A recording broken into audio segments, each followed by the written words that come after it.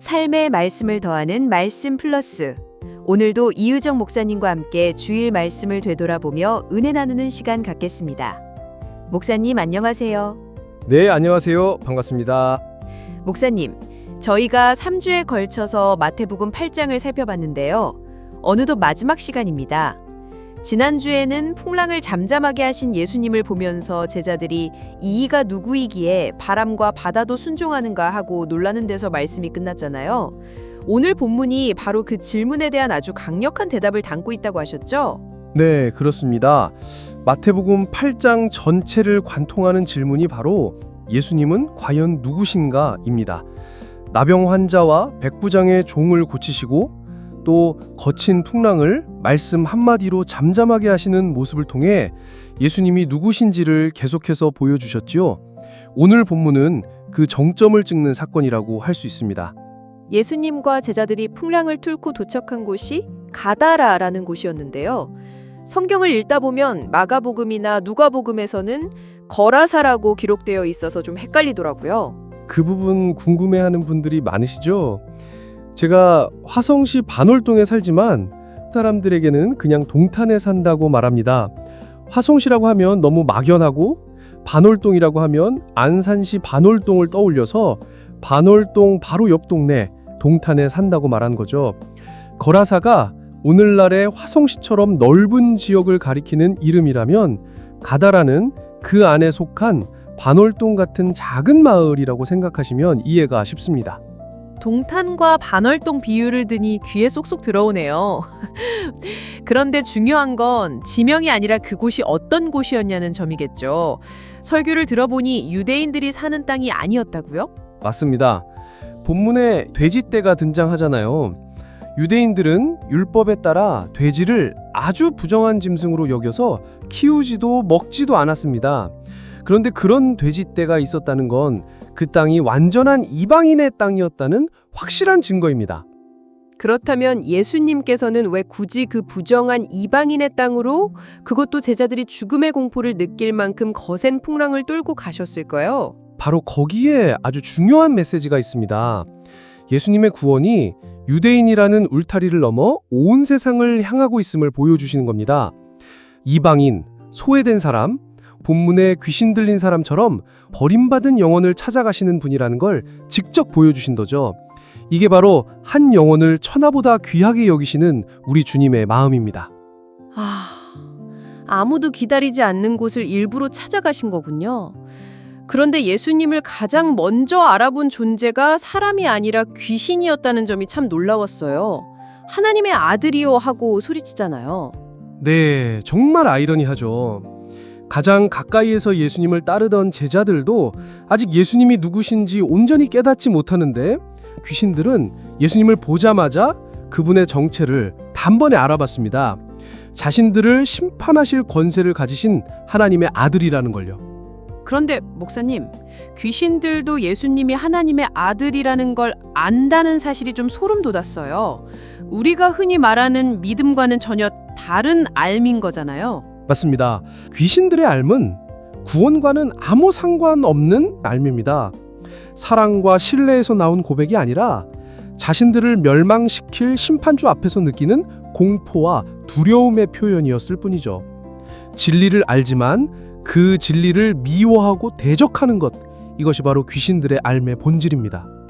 그리고는 귀신들이 돼지떼에게 들어가게 해달라고 요청하고 예수님께서 그걸 또 허락하시는 장면이 나오는데요. 이 장면은 정말 볼 때마다 궁금했어요. 왜 허락하신 걸까요? 여기에 몇 가지 중요한 영적 의미가 있습니다. 첫째는 가라고 명령하심으로써 악한 영들조차도 예수님의 허락 없이는 아무것도 할 수 없다는 예수님의 절대적인 주권을 보여주신 겁니다. 둘째는 2,000마리의 돼지떼가 바다에 몰살하는 충격적인 광경을 통해 악한 영의 실체가 얼마나 파괴적인지를 똑똑히 보여주신 거죠. 이를 통해 두 사람이 얼마나 큰 고통에서 구원받았는지를 시각적으로 증명하신 셈입니다. 그런 깊은 뜻이 있었군요. 마지막 의미도 있었죠. 네, 가장 중요한 세 번째 의미입니다.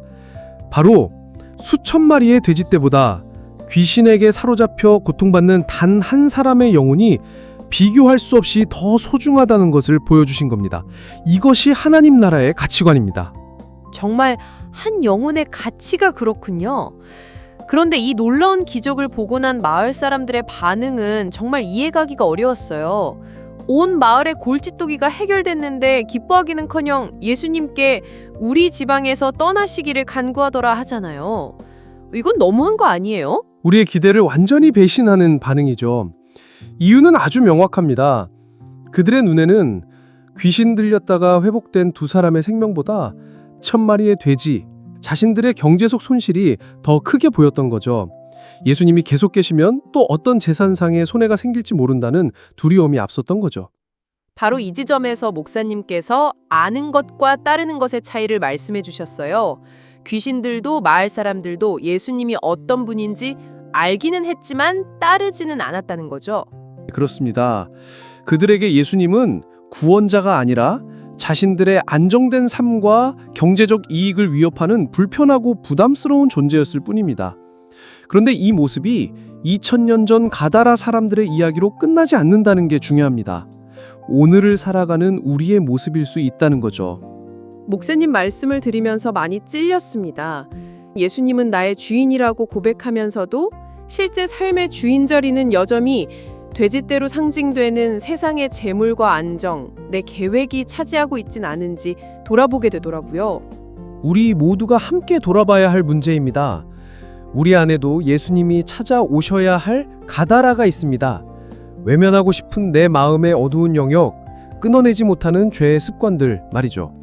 주님은 오늘 그곳에 찾아와 참된 자유와 회복을 주기 원하십니다. 문제는 우리의 선택입니다.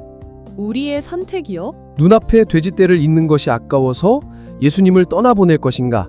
아니면 어떤 대가를 치르더라도 예수님을 내 삶의 주인으로 모시고 영원히 회복되는 기쁨을 누릴 것인가? 이 질문 앞에서 우리의 믿음을 증명해야 합니다. 그렇군요. 결국 마태복음 8장의 마지막은 우리에게 너는 어떤 선택을 할 것이냐고 묻고 있는 거네요. 목사님, 오늘 말씀 정리해 주시면서 겉면의 말씀 부탁드립니다. 마태복음 8장은 예수님이 병든 자를 고치시고 자연을 다스리시며 보이지 않는 영적 세계까지 완벽하게 통치하시는 하나님의 아들이심을 분명하게 보여줍니다. 우리는 그저 예수님을 두려워하거나 나의 이익을 위해 밀어내는 어리석은 사람이 되어서는 안 됩니다. 내 삶에 어떤 대가를 치르더라도 세상의 돼지떼가 아니라 한 영혼을 천하보다 귀하게 여기셨던 그 주님을 내 삶의 가장 귀한 주인으로 모시는 참된 제자가 되어야 합니다. 그럴 때 주님께서 우리를 묶고 있는 모든 것으로부터 완전한 자유와 회복을 주실 줄 믿습니다. 아멘. 내 삶의 가장 귀한 주인으로 예수님을 모시는 것. 오늘 이 말씀 꼭 기억해야겠습니다. 목사님, 오늘도 귀한 말씀 정말 감사합니다. 네, 감사합니다. 삶의 말씀을 더하는 말씀 플러스 오늘 순서는 여기까지입니다. 함께해 주신 여러분 감사합니다.